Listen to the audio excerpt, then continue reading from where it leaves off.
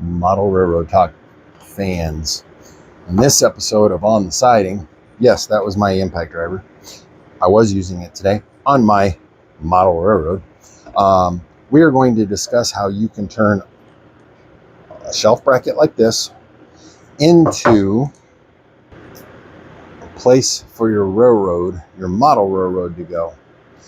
I will explain all this and what my plans are, at least up to this point in this episode. So stick around. We are going to get this show on the tracks. And just like that, movie magic. I'm just kidding. I'm learning the ropes of this video thing, and I'm sure there's people out there that have it down to a pat, but you know what? Hey, I'm the normal every guy.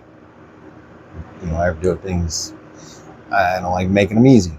So as we said in our intro, we take this shelf bracket, which I bought a pack of 8 of these off of Amazon for 20 bucks, 21 bucks. This is 4 inches long here, and if I can hold this so you can see it, this plate here is pretty much like inch and a half, roughly 2 by 3.5. So this is almost the size of a 2x4, maybe a 2x3 in between.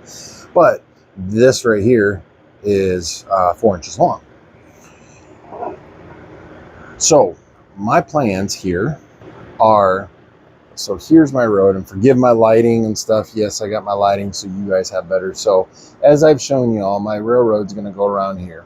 As of right now, this is my going to my upper level, which will be done someday, but we're focusing on the lower level here. So this is what I have added recently here. Yes, I still have an open spot there. That's going to be open. And right over here, there's actually going to be, in a sense, a triangle piece that goes through here to bring my tracks around. But that shelf right there is 5 inches wide. Okay. That runs from here to over here where the wall is. It runs a few inches, a couple inches past that wall for 2 reasons. I didn't want to cut it down, but number 2, when I get down here, I'm not sure if I'm going to loop around and come back this way, which I still may do, but I'm thinking about going on around the outside there and going on the other side. But yeah, this is all so I can start expanding, extending getting my lower level done. I'm excited about it. This is one little bit I've been thinking about how I was going to do that and try to fit, and still keep my computer right there. I've thought about moving it upstairs to our spare bedroom. I could have, but the spare bedroom, it's not big enough, and with the bed and the dresser and all that, and then moving my computer desk and my extra printer and all that crap up there, it wouldn't have been feasible. So you have to be able to adapt and overcome and model railroading, and this is one way to show that. Eventually my second deck will be up here, but I have planned it to where my computer monitors, so my second deck will actually stand out 12 to 14 inches from the wall, which will put that about to the front edge of this monitor here, but it's going to be high enough that you can see, and that will loop around up top as well. That will allot me enough room so I can get under there, work my head. Basically, I'll have trains running around the top, and then about right here, I mean, when I'm sitting down. And my design for this in the end is, yes, while it's going to be a point-to-point railroad, it's going to have continuous run on both the upper level and the lower level.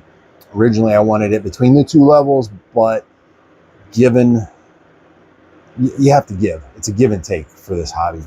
And in order for me to be able to get locomotives, enough motive power to be able to pull this steep grade right here all the way up, all the way. I mean, going down, obviously, it's going to be fine, but to be able to pull that steep grade, I'm going to, yeah.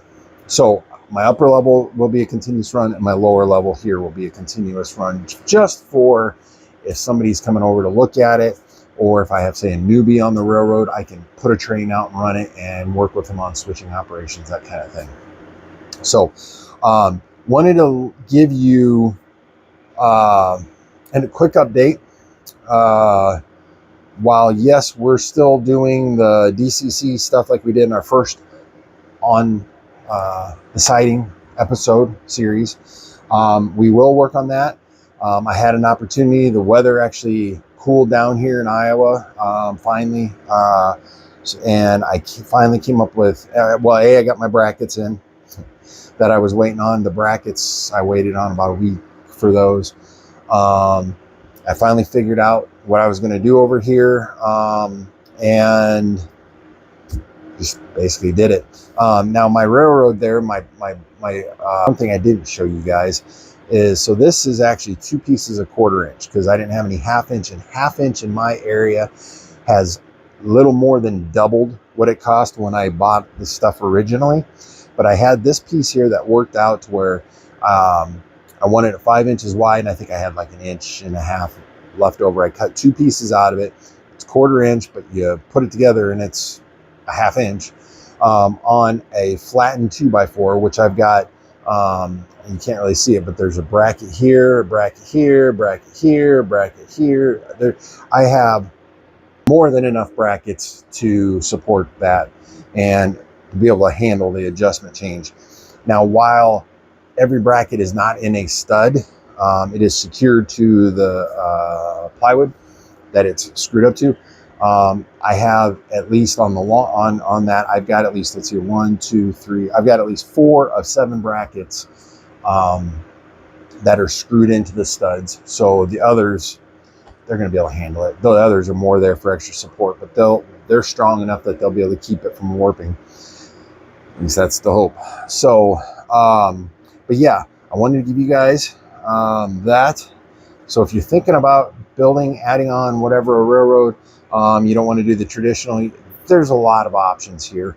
And actually, I got this idea from one of our listeners. I've seen it before, but actually talking with one of our listeners, Benjamin from Arizona, thank you.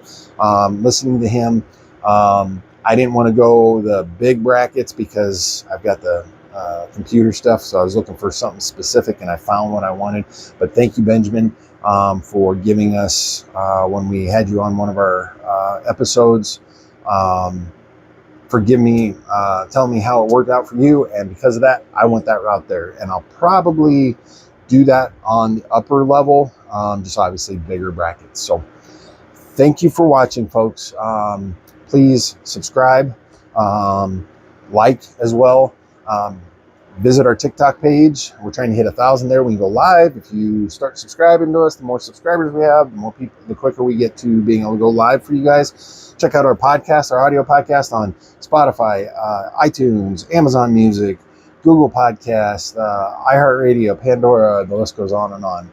Also check out our website, www.modelrailroadtalk.com.